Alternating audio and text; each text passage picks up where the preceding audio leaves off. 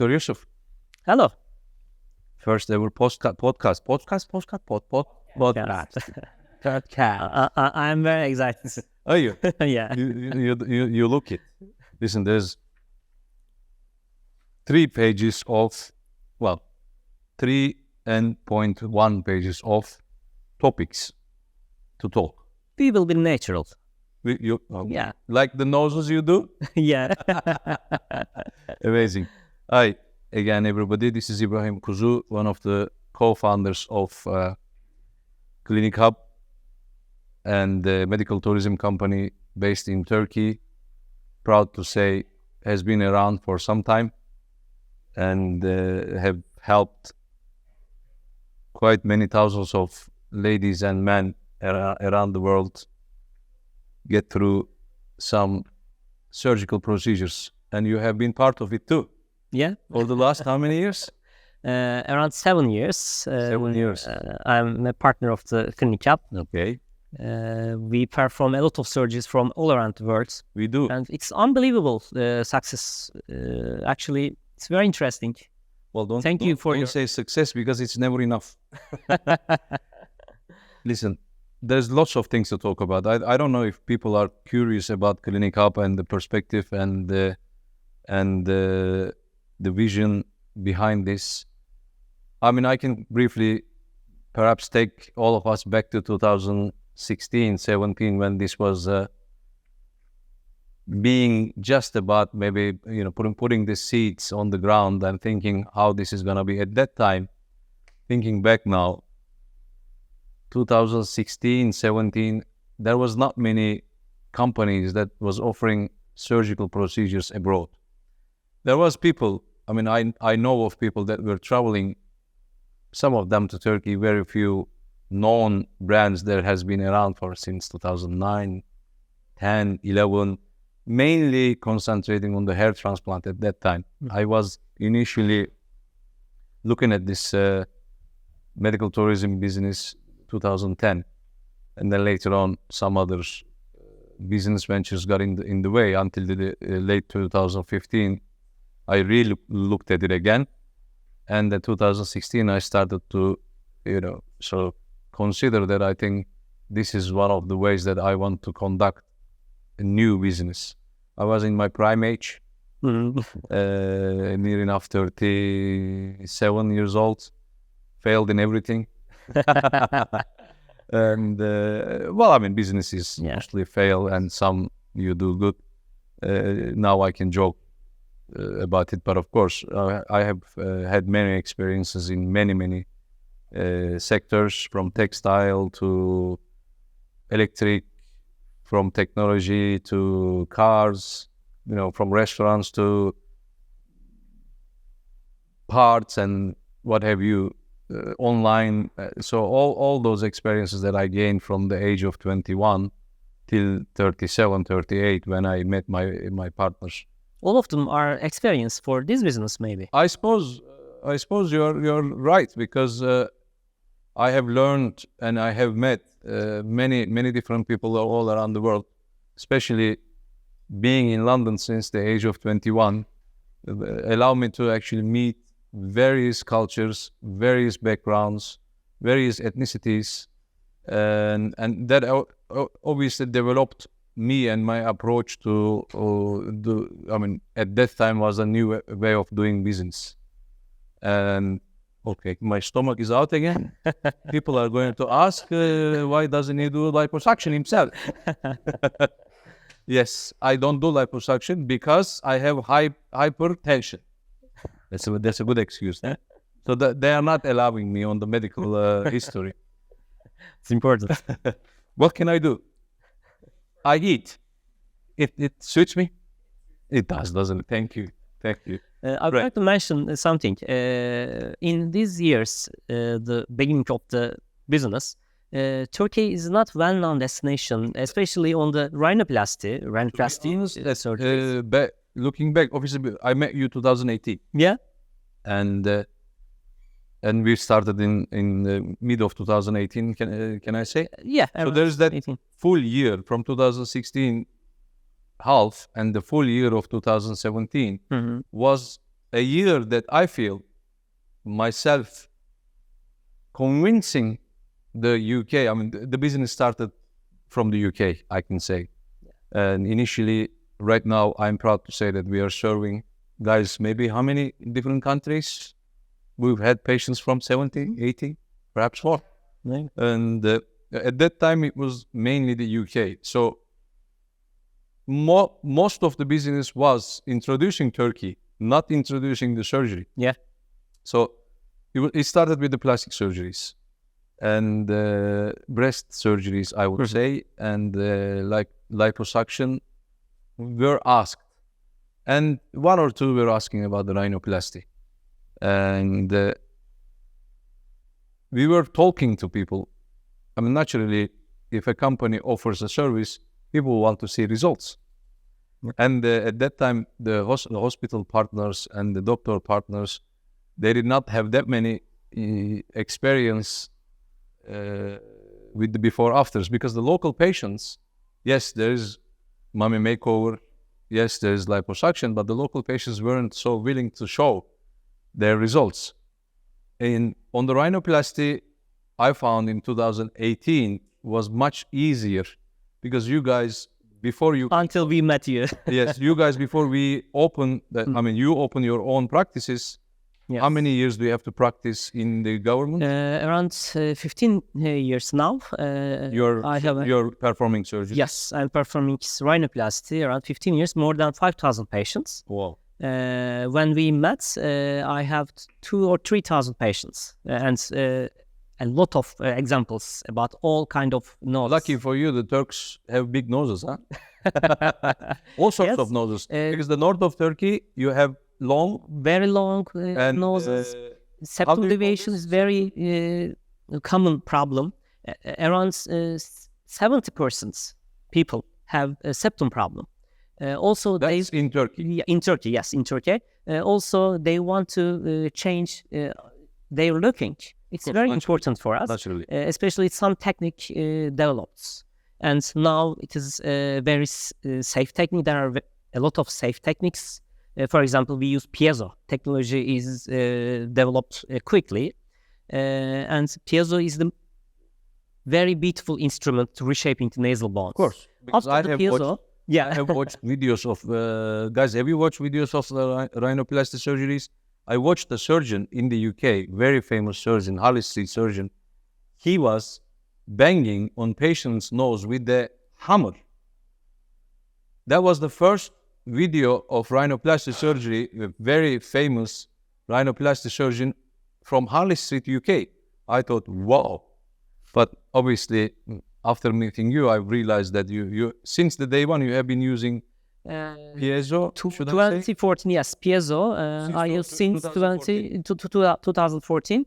Actually, there is an unbelievable change our rhinoplasty experience with this technique, and the people saw their results, the friends' results, and they asked a lot of frequency. Of course. Well, the subject of this podcast, there's no subject. And we have the guest, Dr. Yusuf Orhan Ucal, which is actually one of the most known demanded rhinoplasty surgeon around the world, and also in Turkey right now. Congratulations to you for your success, by the way. We are proud to be part of, partner with you in this journey. So that's something else. Obviously, the conversation is going to be built around the rhinoplasty, because you are the main guy for this, right? You the guy? You are the guy.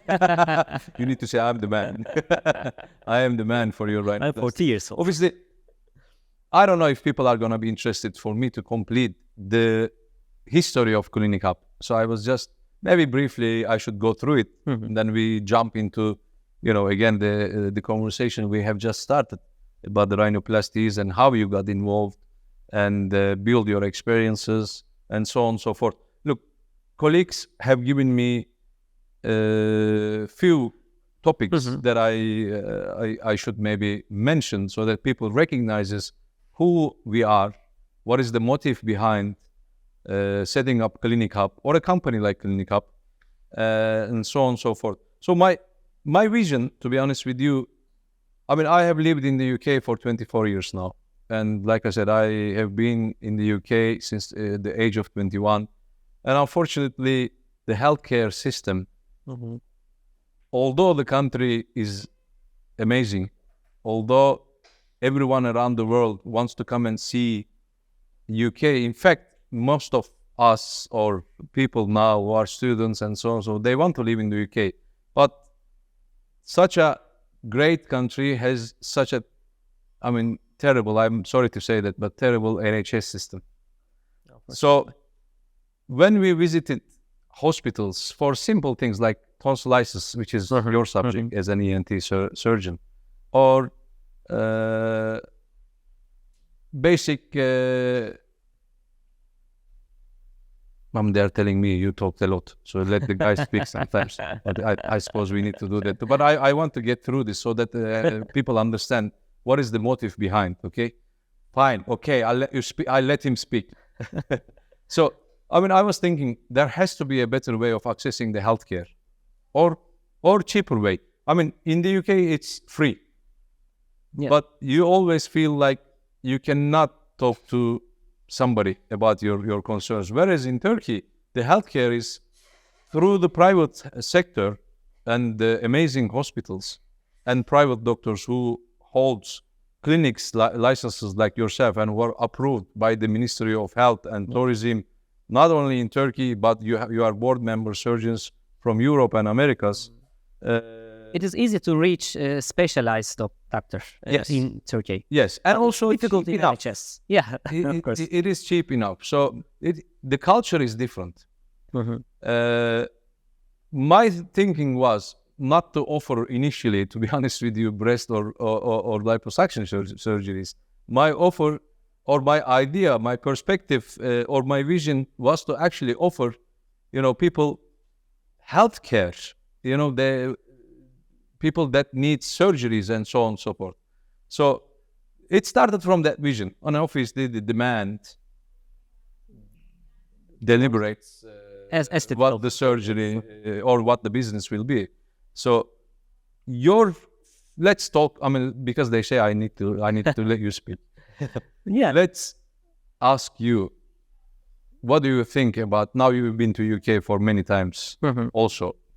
You've seen the system there. What do you think when you met, say, your British patients and compared to your Turkish patients and expectations and so on and so forth? Let's talk about them in a way. Yeah, actually, I say that the most important thing is the patient can reach us. It is a very important problem in the UK. First of all, patients should go to a family medicine, family doctor. That's right. Then GP. GP, yes, GP, general practice. Local GP. Yeah. Then they can go to ENT, for example. Bravo. And there's a... They need to be referred. Yeah, they need to be referred. It's a very difficult procedure. But in the Turkey, we can go directly ENT or any specialized doctor.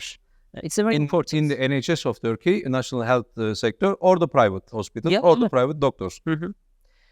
So maybe I can say about our partnership. It's very important. All patients ask firstly, we have two steps, surgery and behind the surgery. Clinichub serves us behind the surgery services, like transfer, like accommodation, like accompany every step in Istanbul, maybe sightseeing in Istanbul, touristical purposes, maybe after the surgery, shopping. Well, I suppose if I can say, it's not just because everyone is offering it nowadays. Yeah. I mean, we have to say that it is more.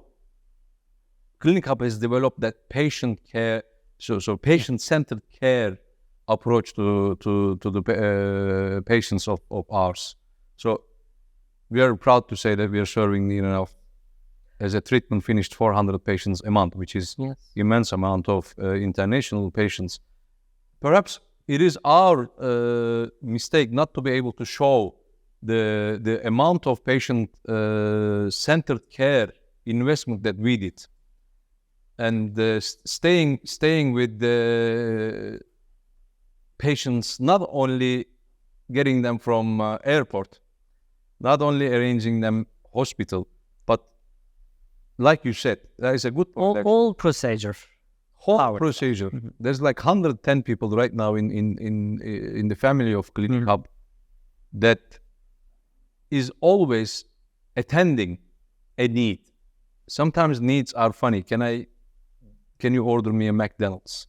Yes. Sometimes the needs are, I feel lonely. Can you stay with me in my room? Our nurses in the hotel, which they are there 24/7. There's like 22 colleagues, medical background colleagues that are staying in our recovery hotel, as I may call it, because, as you know, we are the only, perhaps, I know that we are the only approved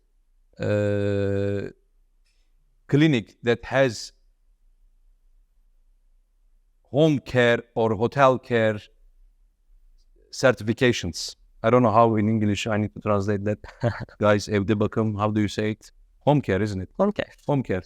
But Aftercare. that certification allows our clinic and our medical persons to touch people in their hotel room or in their houses. That is legal. A company has to hold that. So we have 7 days, 24 hours, nurse station and doctors in the hotel. It's like the hospitals. I call it a recovery hotel. Yeah. It's not a recovery home, but it's a recovery hotel. They can buy all medicine from the pharmacy. This is the difference of from the UK. In the UK, we cannot buy any medicine from pharmacy. Yes. It's very difficult. I mean, they can buy it, but we give everything for free. Yeah, of course. Because we prescribed it after the surgery, and we offer them for free, no? And so continue to that, please, with the patient-centered care. Honestly, our surgeries takes just 2 hours. But then, in the whole a week, the patient care is the crucial role. Clinichub, in that point, make a very big role. Yes, so we play basically a big part of that journey. Yes. So if I may talk about very briefly the journey of a single person. We receive an inquiry. Yeah. It may be 6 months before.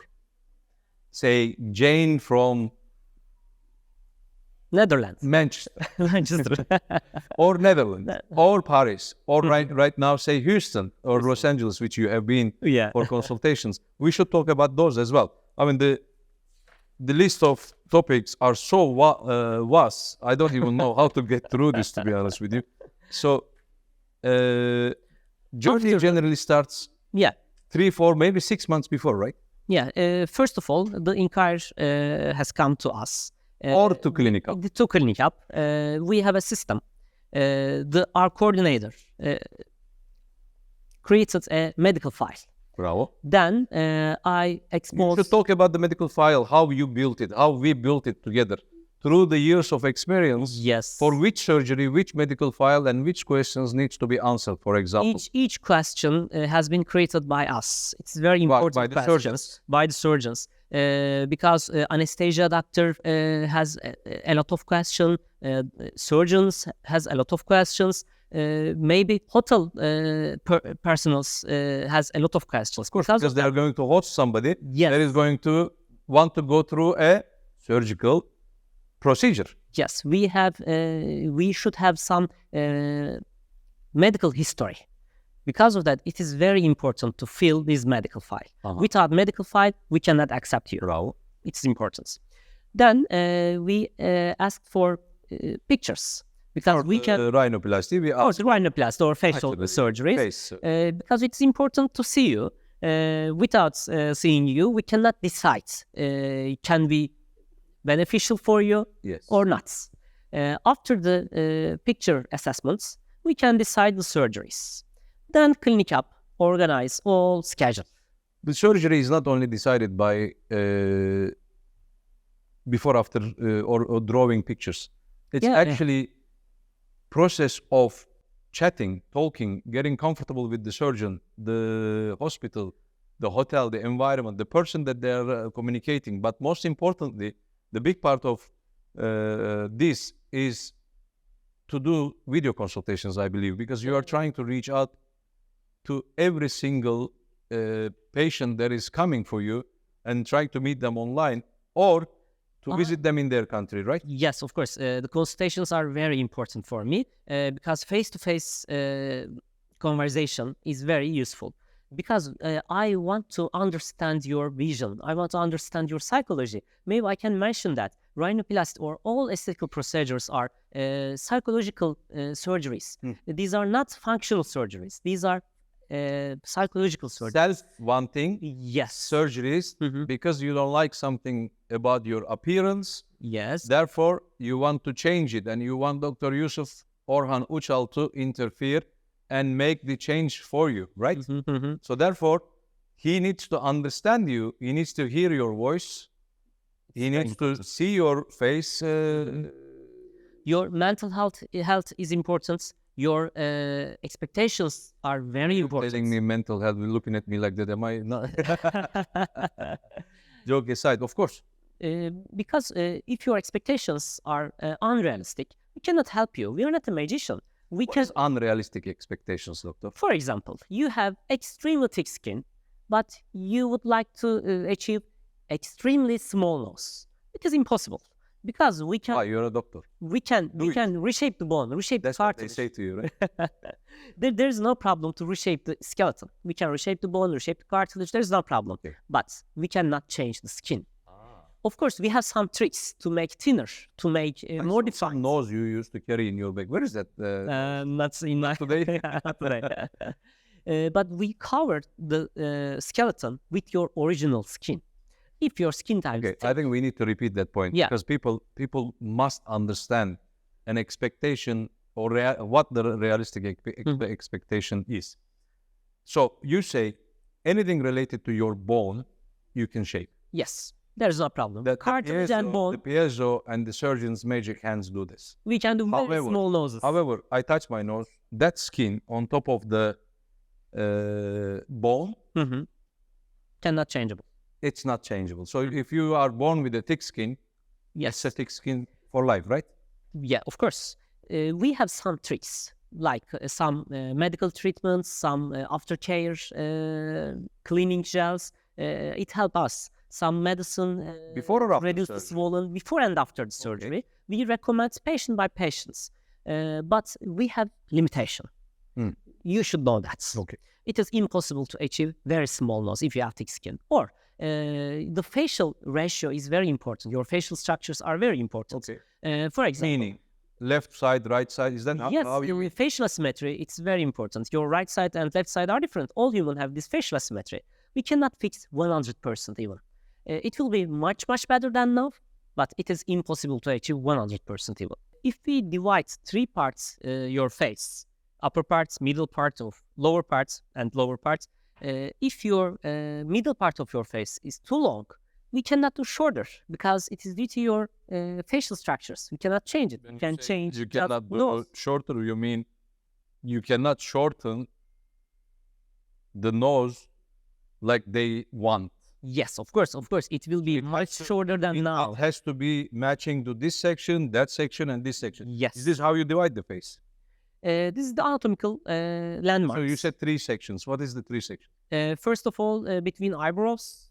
Second of them, under your From nose. hairline to eyebrows. Yes, hairline to eyebrows. Okay. Eyebrows to bottom of the nose. Okay.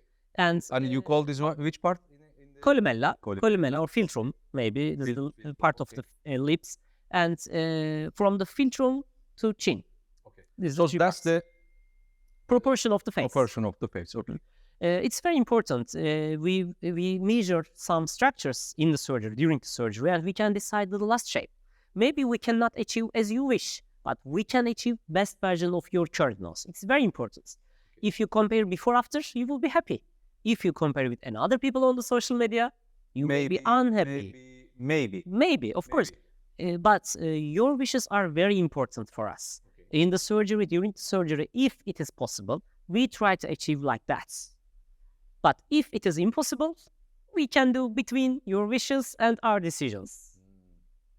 And there has to be, I mean, decisions taken regarding this during the surgery as well. When you open the nose, you have to sometimes make sharp decisions, I suppose, for the decisions that is necessary. When we open the nose, we I expose will the actually anatomy. know some people, they say they never had a surgery.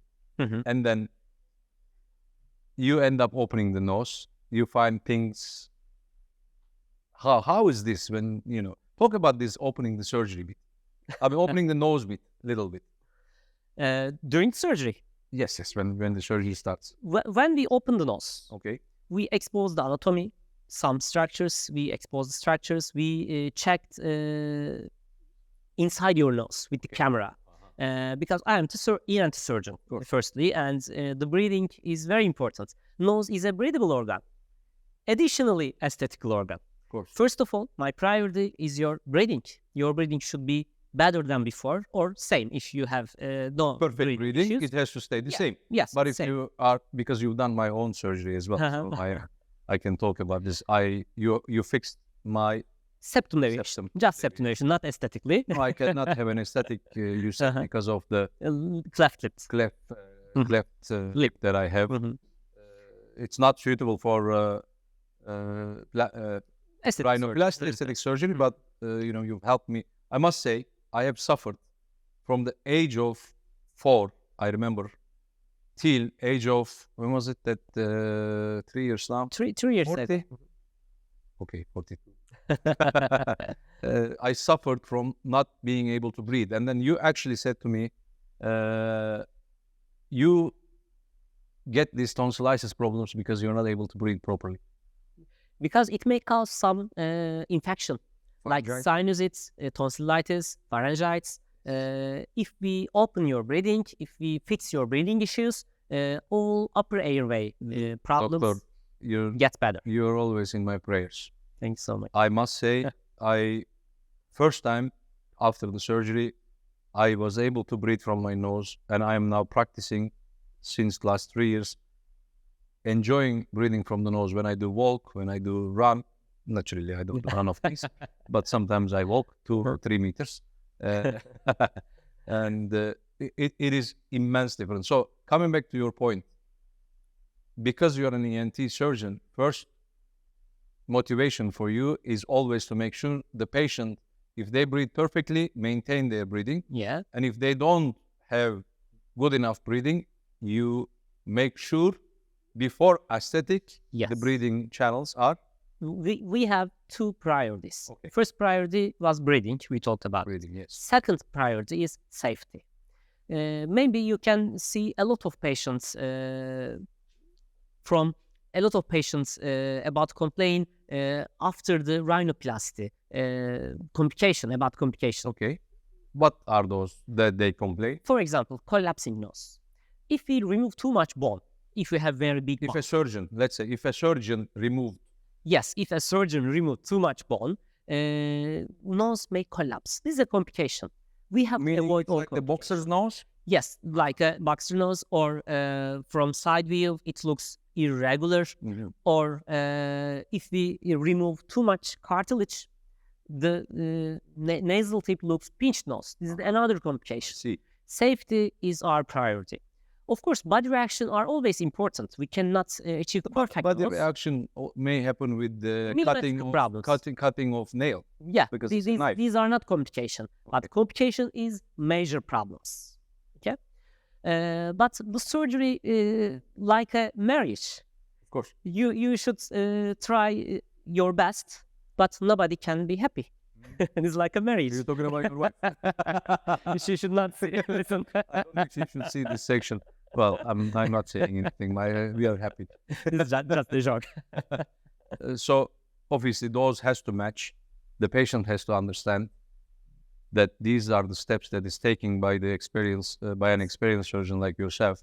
That I have been to your consultations, and I have seen thousands of people that you operate. We have been part of the process as well. I mean, before the surgery, a day before or a month before, maybe a year before, when we meet people, the first thing that you always talk about, look, you know my quality, because I'm the surgeon that you have been following. But you should also hear from me that aesthetically, I will do my best that suits to your face and also the desire that you have. However, I heard you million times, thousands of times, saying that I will not compromise on the safety of this procedure. Yes. You're in the surgery room. I mean, I have watched your surgery as well. You're in the surgery room from anything between 2 hours to 4 hours, concentrating on the patient. And the main aim is always to deliver safe and surgery, best version of themselves with their current nose and their desired nose, and also the safety.